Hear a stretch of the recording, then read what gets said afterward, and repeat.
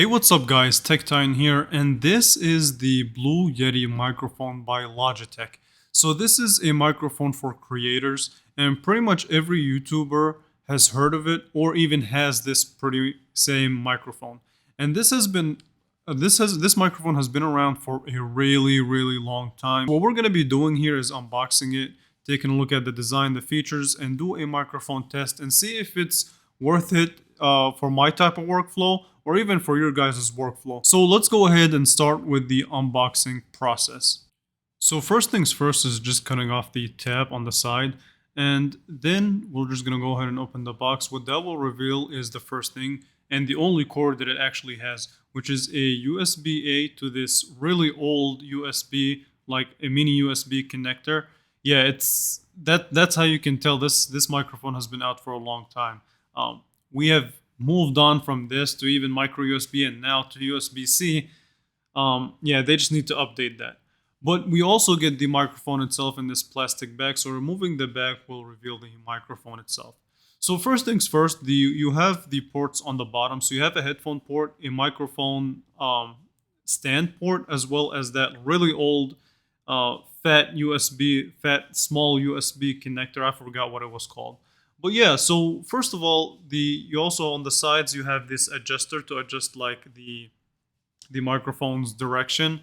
And let's talk about the buttons. So you have a couple of things. You have one in the back of the microphone, you have a gain button as well as a button or a dial, I should say, to adjust the direction of the sound. So it could be bidirectional, omnidirectional, and things like that. And on the front, you have a mute switch, a Blue Yeti logo, as well as the volume switch for your headphones. And the microphone mesh itself is all made out of aluminum. And this whole thing is just made out of metal and just screams quality, let me tell you. So definitely, they did not chimp out on quality as far as the material of choice. When it came to the design, everything screams quality. It's heavy, it's hefty, just like you would expect from a quality microphone.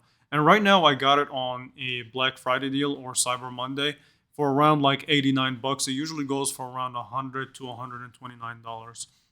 And I'll leave a couple of links in the description to see if just in case you were interested. But yeah, like I said, this whole thing just screams quality. The only thing that matters to me though right now is sound quality. So let's go ahead and start the comparison between this microphone and my current microphone. And this video, by the way, is being recorded on the Blue Yeti. So let's go ahead and do the test. Okay, so we're gonna do a quick comparison between the microphone on the Blue Yeti and the microphone on a 14-inch MacBook Pro. So what you're currently hearing is the microphone on my 14-inch MacBook Pro.